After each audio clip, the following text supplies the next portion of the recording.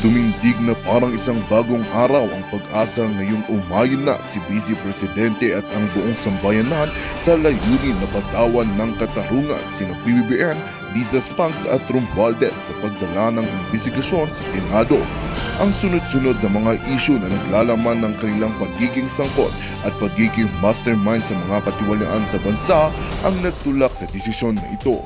Nakakatuwa sa maraming netizens ang balitang ito na umaasang sa wakas matatapos na ang pang-aabuso at kasakiman sa kapangyarihan ng mga politiko. Sa pagkakataong ito, nag-aambag ng kanilang pag-asa at suporta ang mga mamamayan upang mabigyan ng hustisya ang mga taong napapahirapan sa kanilang bayan. Isa itong pagpapakita ng pagkakaisa at determinasyon ng sambayanan na labanan ang katiwalian at mapanagot ang mga dapat managot. Sa pamamagitan ng pagdala ng kaso sa Senado, nabibigyan ito ng pag-asa na magiging patas at makatarungan ang paglilitis ng mga individual na sangkot sa mga krimen laban sa bayan. Sa huli, ito ang isa sa mga magagandang balita na nagbibigay liwanag sa madilim na karanasan ng bansa. Ang pagkakaroon ng pag-asa na mabibigyan ng katarungan ang mga biktima ng katiwalian ay nagpapalakas sa paniniwala ng mga mamamayan sa kanilang mga pinuno at sa sistemang pangkatarungan ng bansa. Dapat lamang ipagpatuloy ang pagtutol sa katiwalian at pagtitiwala sa proseso ng batas upang mapanatili ang integridad at karangalan ng bansa. Well, isang nga itong katunayan na dapat nating pagkatutukan. Ngunit bago ang lahat, siguraduhin mag-subscribe at i-hit ng notification bell para sa patuloy na pagtutok sa mga sulyap ng bagong balita sa tunay na boses ng masa.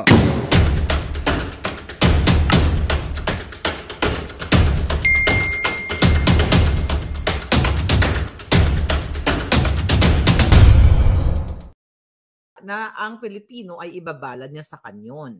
Alright?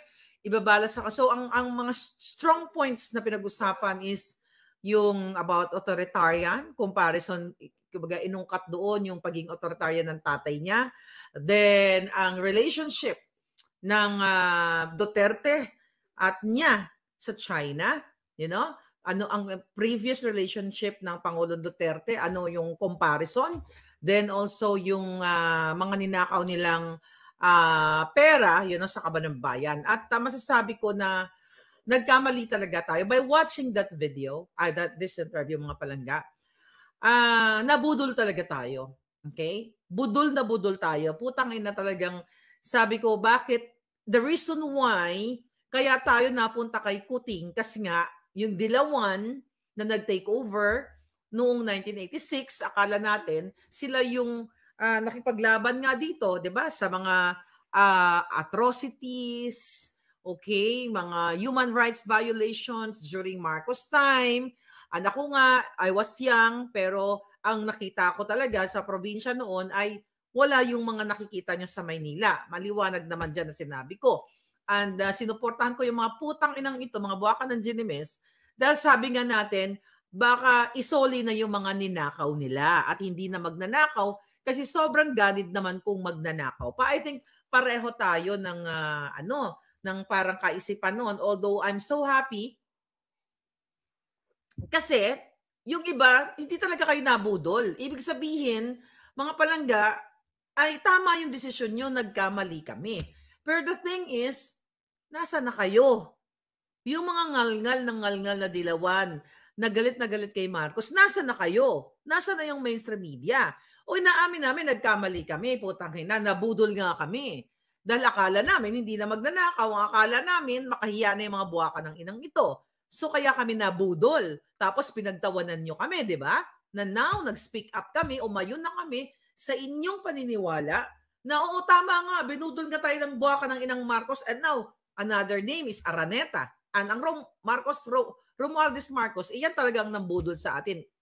Nung time na kayo ay sumisigaw, na kayo ay talagang nilapastangan ng Romualdez Marcos.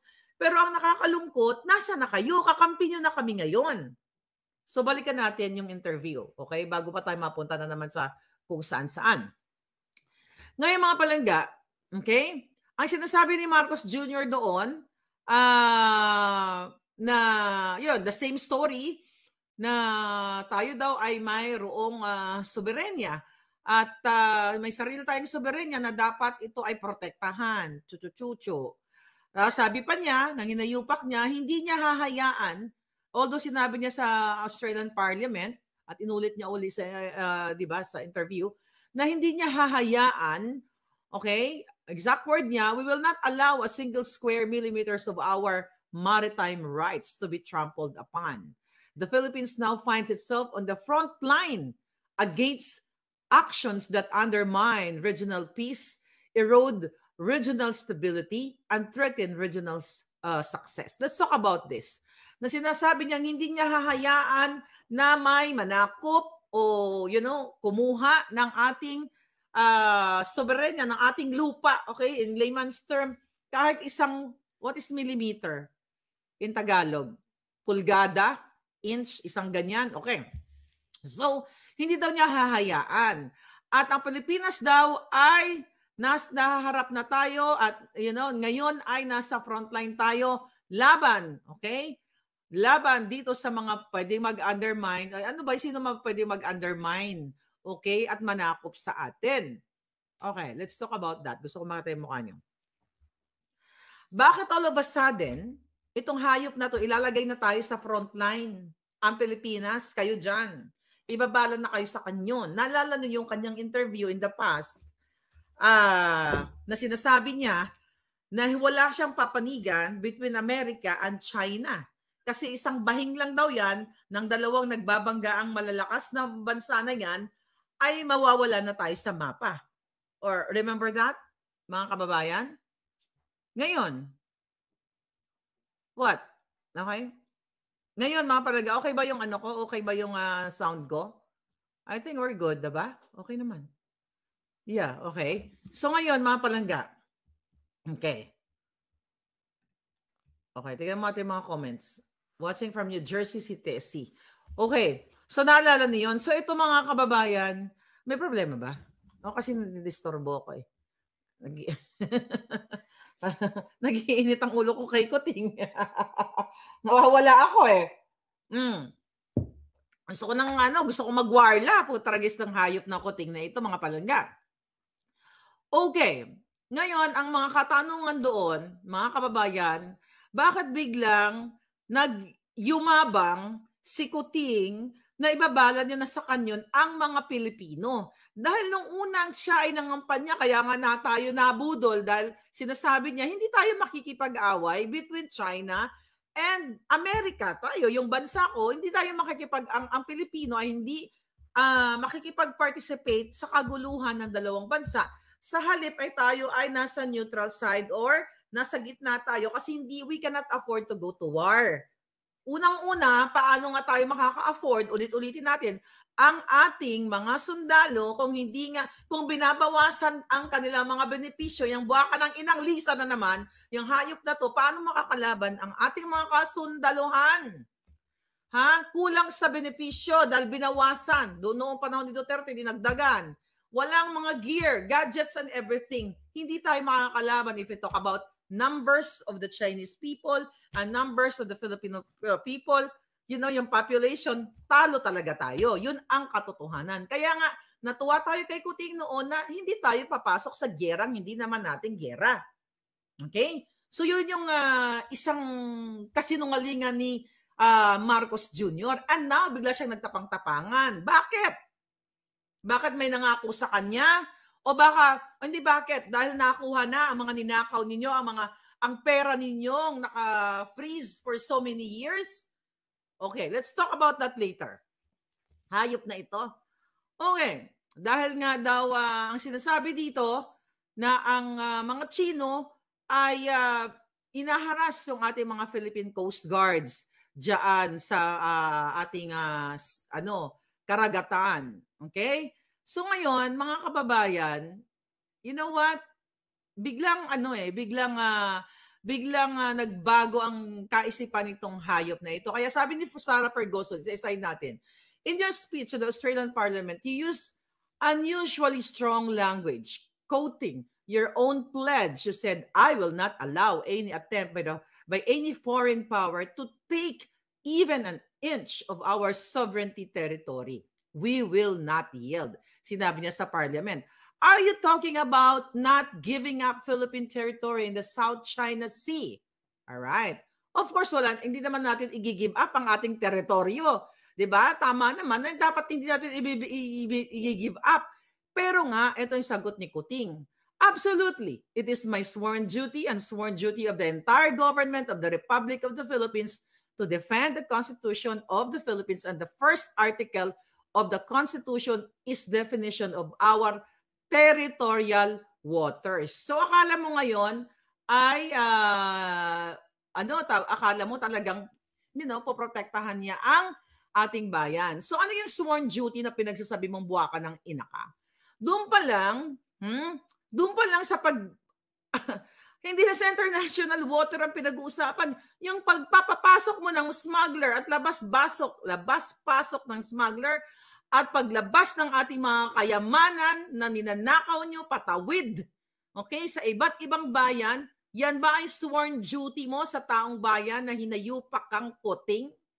Okay? Ano sinasabi mo na dapat idepensa natin ang ating territorial waters? Hindi lang territorial waters ang dapat idepensa, kundi ang bawat karapatan ng taong bayan na mabuhay, na huminga ng payapa at hindi maging biktima ng mga kasabwat mong addictus benedictus. Okay? Na mga manufacturer ng pulburon. So tigil mo yung bunganga mong kasinungalingan, ngiwi na bangag. So mga kababayan, alam naman natin, kayo ba gusto niyo makipag-away kahit saang bansa? Wala na nga tayong makain, makikipag-away pa tayo. Di ba? Sige nga, mga sundalo, buti sana, itong putang inang Marcos Jr. na ito, ang 10 demonyo niyang pamilya, ang una dun sa, sila yung haharap. Sa unang putok, sa unang pagpajarbog, sila ang sasalo ng bala, hindi naman. Di ba?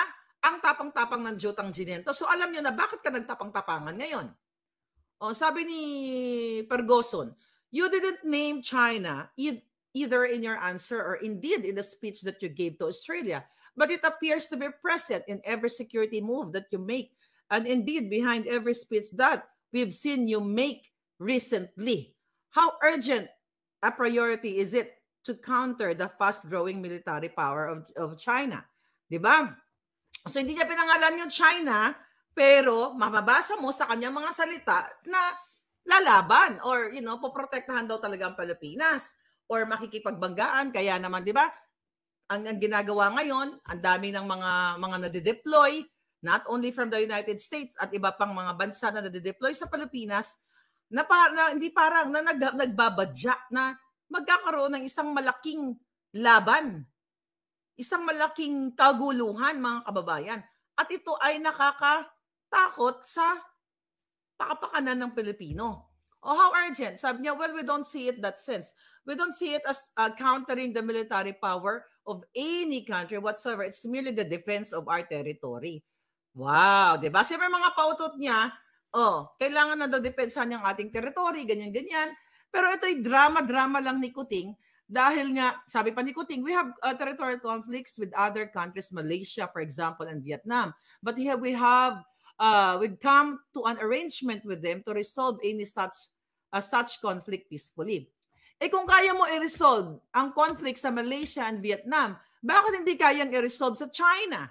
Na nung panahon naman ni Duterte ay pinilit niyang maging maayos sa China dahil sabi na din ni Duterte, 'di ba? At ang kanyang mga economic managers, mga advisors niya, na we cannot afford to go to war. At sinabi mo rin yan, Kuting.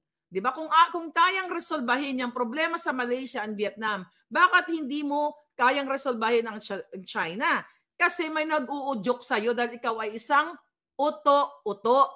Dahil ikaw ay isang bahag ang buntot, dahil iniisip mo lang yung kapakanan ng buwakang pamilya ninyo kung paano nyo mahutot at maubos ang kaban ng bayan. Hindi pa kayo nakontento sa mga ninakaw nyong nakaraan, mga buwakan ng inang ninyo, ang kasalukuyang budget ay ninanakaw nyong mga hinayupak kayo. Sabi ni Ferguson, So, I'm right in saying that you don't have the capacity to resolve conflict with China in the same way? Do you actually have direct contact with the Chinese? So, sabi nito, so tama ba? Okay? Na walang kapasidad. Sabi ng reporter, na walang kapasidad ikaw, Kuting, na resolbahin ang conflict sa China. Kasi ibig sabihin, kung ang Malaysia at Vietnam ay nagkaroon ka ng peace, maayos na pagkasunduan, so hindi kaya ni Kuting na makipagsundo sa China. Kasi, bakit hindi niya kaya? Kasi ayaw niyang gawin. Okay? Kasi isa siyang juto-juto at hawak yung itlog niya, okay? Maliban sa asawa niya, hawak ang itlog niya na mga taong ibinenta niya na ang kaluluwa niya at ang kinabukasan ng taong bayan. 'Di ba? Kasi ang layo-layo nung during the campaign. Sabi niya hindi tayo makikipag-away. Oh. Tapos ngayon biglang nagtapang-tapangan ng buwakan ng ina. Ang sabi ni Marcos Jr., sagot niya doon sa kay Ferguson. At several levels, in fact, in January of last year when I went to Beijing and I visited with President Xi Jinping, that is what I proposed. Okay? Pinapose daw yung pistok-pistok siguro. O, kung totoo ang pinagsasabi niya. A kind of hotline between us so that if there's a message that needed to be sent from one president to another, we can be assured that the message will reach them. Okay. And we have sort of established there are points of contact at the ministerial level, certainly and the sub-ministerial level as well. So, nakita daw sila noong January of 2023, napag-usapan yung ganyan, this conflict, pero yun na nga, wala siyang contact, wala siyang direct contact. Bakit wala siyang direct contact? Ibig sabihin, weakling siya. Ibig sabihin, ayaw niyang makipag-ayos sa China. Kasi remember, Pangulong Duterte went there nitong panahon ni Kuting. Tinanggap siya ni President Xi. I don't know kung anong, tinanggap lang siya doon as a former president, as a former friend. Pero si Kuting na presidente na siya yung may power para makipagsundo, hindi lang sa China, kundi sa iba't iba pang mga bansa para magkaroon ng peaceful agreement, peaceful relationship. So paano magkakaroon ng peaceful relationship? Buwa ka ng Ginimis kung siya nga walang peaceful relationship sa kanyang kapatid at sa kanyang asawa na ginojombag siya. How much more na magkaroon ka ng peaceful relationship sa China? 'Di ba? Kaya sabi ni Ferguson, but do you have a personal line to President Xi? Ang sagot ni Kuting, not yet. I'm afraid. Magto 2 years ka na. Wala kang personal contact sa kanya. Yan, buwa ka ng ina mong asawa, umattend ng Chinese New Year. 'Di ba? Kasama yung ambassador ng China na kung saan why is it, sabi niya, nung in-interview siya ng media, why is there media here? Yung nagmukha siyang botangerang syonget na mukhang kordoroy ang pagmumukha niya. Naalala niyo yun? Ang ibig ko sabihin, nag-attend ng what do you call it, Chinese New Year, kasama yung ambassador, nandun yung asawa mong buang. Yung asawa mong punong-puno ng nikotin at punong-puno ng kademonyohan at natalbugan si Satanas, doon na yung pagkakataon na kung gusto nyo magkaroon ng pag-uusap sa China, sa leader ng China, ando doon na yung ambassador. O dapat inususan mo yung asawa mong bigaon na pinakamasama sa buong mundo. Okay? Na baka naman pwedeng kausapin yung ambassador ng China na magkaroon ng communication between you and President Xi. 'Di ba? Pero ayaw mong gawin. Ayaw mo makipag-usap kasi what? Meron kang personal agenda. Ayop ka. Sabi ni Ferguson, let me just ask you this question. I want to come to what is that you want from Australia because that's obviously one of the reasons for your visit and your speech as well as I said. Ano bang gusto daw niya sa Australia? 'Di ba? Ano bang gusto? But the former president of the Philippines, Duterte, was making overtures to China, very strong ones. Have you decisively moved away from China influence and back into American's orbit? Kasi kinumpara nga, ng interviewer, na nung panahon ni Duterte, maayos yung relationship ng China and the Philippines. So, tinatanong siya dito na, nilalayo mo ba ang Pilipinas sa pakikipagkaibigan o pakipagsuduan sa China at ang pinapanigan mo na ay sinabi ba dito? Definitely America. Okay? Yun ang ibig sabihin dito. Tapos sabi ni Kuting, I think it's important to make very clear whatever the Philippines does, the Philippines does because it's in our interest, not because it has been dictated upon us by anyone. Really? Di ba? Kung interest ng Pilipinas, ang sinasabi mo, paulit-ulit na lang tayo. Pwede kang makipagkaibigan sa lahat. Hindi ka pwedeng umarte na akala mo nang girahin ng China. Kung tayo-tayo lang. Okay? Kung tayo-tayo lang. Di ba? Ikaw na rin nagsabi, Kuting, na hindi tayo pwedeng pumanig sa kahit saan bansa na pag nag-aaway sila, hindi tayo dapat pumanig kasi isang bahing lang na mga yan, mawawala tayo sa mapa o matatalo ang Pilipinas. Pero anong ginagawa mo ngayon? Nagtatapang-tapangan ka. Wala kang pakialam na magkagyera ang awayan ng mga bansa, ang awayan ng mga malalaking bansa ay gusto mong makialam tayo imbis na kausapin both parties na maging friends lang tayo pare-pareho dahil kawawa ang mga Pilipino na magbubuwis ng buhay. Historically, lagi naman tayong kawawa kahit nung panahon ng gyera ng Hapon. Okay?